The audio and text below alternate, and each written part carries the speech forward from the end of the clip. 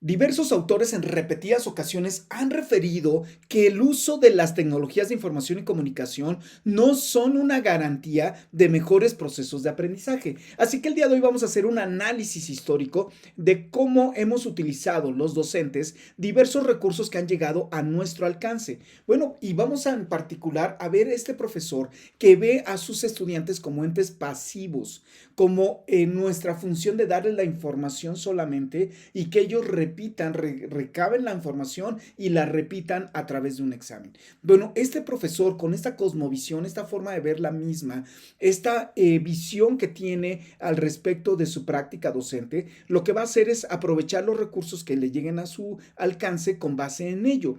¿Qué quiere decir? Que bueno, pues por ejemplo un profesor que llegaba al salón de clases con el libro, ¿se acuerdan del profesor que llegaba al salón de clases con el libro de texto? Bueno, ¿qué hacía? Pues era un dictador y con todas las acepciones de la palabra. ¿Por qué? Porque llegaba a dictarnos, a darnos la información que estaba en el libro. Nosotros lo que teníamos que hacer era copiar esta información y nos calificaba, nos evaluaba a través de un examen. Bueno, no solamente era dictador por ello, porque también ejercía control sobre nosotros. Lo que hacía era, cuidado, silencio, o te repruebo o te saco del salón.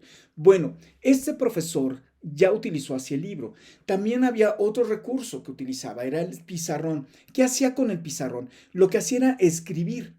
Y después de escribir, lo que nosotros teníamos que hacer era apurarnos a copiar lo que estaba en el pizarrón y luego repetir esto en un examen para calificarnos. Incluso había profesores en los cuales no podríamos estar utilizando sinónimos o no podíamos omitir los puntos y comas tal y como él nos los daba. Teníamos que repetir la frase literal. Bueno, pues entonces teníamos ya el pizarrón. Ahorita me acordé de algunas frases como de apúrense porque lo borro o esto va a venir en el examen. Este mismo profesor va a tener otro recurso que llegó a su alcance si seguimos esta línea de tiempo y fueron los rotafolios y dijo este profesor, bueno, ¿para qué me desgasto si le doy clase al grupo A, B y C en la mañana y en la tarde le doy a clase a otros tres grupos? Bueno, pues hago mi rotafolio, ya me dan esto como puntos de material didáctico para estímulo docente y tengo ya mi material didáctico que es mi rotafolio, llego al salón de clases y lo que hago es cambiar la hoja y nosotros como estudiantes anotar lo que venía en esas hojas para que luego las repitiéramos en un examen. Bueno, pues vamos a seguir esta misma línea de tiempo con este profesor en particular, con esta forma de ver la educación y vamos a encontrar que este profesor utilizó también un proyector de acetatos. Este acetato que era una hoja transparente que se podía proyectar su contenido a través de reflejar lo que nosotros poníamos, había una luz, se iba a unos espejos y lo amplificaba esta imagen. Bueno, ¿qué hacía este profesor? Ir a sacarle copia al libro. Entonces tenía sus acetatos que eran la copia del libro y nos proyectaba el libro para ya entonces nosotros copiar directamente. Ojo que hay otras alternativas para usar este recurso. Estamos hablando específicamente de este profesor. Esta forma que tiene que ver este profesor lo va a llevar también a utilizar así los recursos. Ojo también en lo siguiente, no fue el último recurso que se utilizó, ahora hay uno que es más común poder ver todavía actualmente, que es el proyector y una computadora. Pero me tocó ver a profesores que se daban la espalda en los salones de clase y así dándole la espalda a sus estudiantes, se paraba a leer una diapositiva que estaba cargada, sumamente cargada de texto y que lo único que él estaba haciendo era estar dictándoles o leyendo lo mismo que estaba viendo el estudiante en la proyección. Bueno, la pregunta hasta este momento sería, ¿hay un cambio verdadero? ¿Hay un cambio significativo en el ambiente de aprendizaje? Y por supuesto la respuesta es no. Lo que hubo fue un cambio de aparatos. Nosotros ya vimos que la tecnología no es solamente lo computarizado y lo electrónico y que la tecnología no solamente tiene que ver con los aparatos o con las herramientas, tienen que ver también con los procedimientos y tiene que ver también con el ser que está utilizando estos aparatos y estas herramientas porque decide las formas también en cómo los va a aprovechar y a utilizar. Entonces, hablando de ello, no hay un cambio verdadero en todo esto. Lo único que hubo de cambio fue en los aparatos que utilizó el profesor. Incluso vamos a ver este otro caso también actual, porque obviamente no ha acabado con la computadora y el proyector.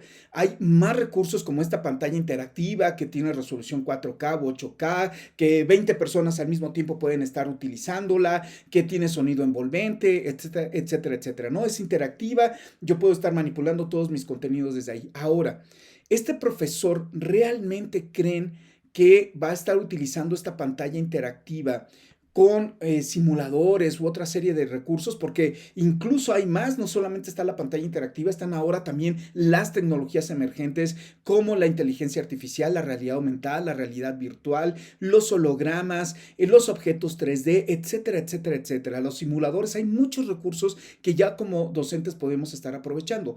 Hablando de esta pantalla, ¿ustedes creen que el profesor estaría utilizando todos estos recursos? No, lo que haría es obviamente estar tomando, y estamos hablando de este profesor en particular, mucho texto, colocarlo en la pantalla y utilizarlo exactamente igual que lo hizo con el pizarrón, con el rotafolio, con el proyector acetatos, con unas diapositivas en una computadora. Bueno, en ese tenor, la pregunta sería, ¿dónde está el cambio verdadero? ¿Dónde hay un cambio significativo en todo esto? ¿Hacia dónde tendría que ir el enfoque?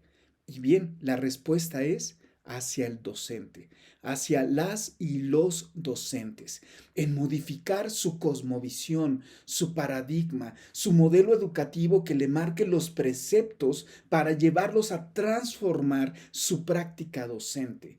El hecho de que él vea al estudiante no como un ente pasivo, sino como un ente activo que lo está llevando a los niveles cognitivos superiores. Crear, construir, desarrollar, aplicar, sintetizar, reflexionar y que incluso puedan favorecerse habilidades blandas como el trabajo colaborativo, como el pensamiento disruptivo, etcétera. En ese sentido, bueno, la pregunta sería, ¿dónde entonces tendríamos que poner el enfoque? En la formación docente, que nos lleve justamente a la transformación de su práctica a través de otras propuestas educativas que lo lleven a tener otros resultados y a generar otros ambientes de aprendizaje. Vamos a tomar nada más como ejemplo otra vez esto de la pantalla interactiva. Fíjense cómo este profesor en esta pantalla interactiva podría utilizar simuladores, realidad virtual con recorridos virtuales, objetos 3D, un video donde tenga la pantalla y poder hacer anotaciones y demás. Y la pregunta sería, ¿ustedes creen que hasta ahí ya con el hecho de que el profesor aprenda a utilizar estos nuevos recursos bastaría? Por supuesto que no. Por eso hay propuestas que están emergiendo como las tecnologías de aprendizaje y conocimiento, en donde se dice que lo importante del docente no es aprender a aprovechar estos recursos o las tecnologías de información y comunicación, sino más bien partir en el enfoque de cómo puedo estar mejorando los procesos de aprendizaje, generando ambientes de aprendizaje creativos, etcétera, y que yo pueda aprovechar estos recursos que tengo a la mano o no, pero lograr sí o sí estos ambientes de aprendizaje y estos aprendizajes significativos. Con esto quiere decir que, bueno, pues el hecho de que el docente ya domine estos recursos no significa que va también a tener mejores resultados con sus estudiantes. Claro que no, falta todavía estar cambiando estas propuestas educativas que lo lleven. Y por supuesto que falta la participación activa del estudiante donde él esté interactuando con nosotros a partir de los recursos o con los recursos o incluso sin los recursos. Lo importante es que sí, que él esté construyendo, aplicando, desarrollando y que bueno, pues podríamos estar utilizando algunas estrategias como STEAM u otras más. Bien, con esto entonces queda el reto de nosotros como docentes apostarle a más allá de los recursos y de las herramientas, a ver cómo somos creativos para poder lograr esos ambientes de aprendizaje que atrapen a nuestros estudiantes, que les despierten el gusto por estar aprendiendo y que logren estos aprendizajes significativos, donde ellos estén deseosos de estar con nosotros en todas las actividades que estemos llevando a cabo. Muchas gracias y mucho ánimo en ello.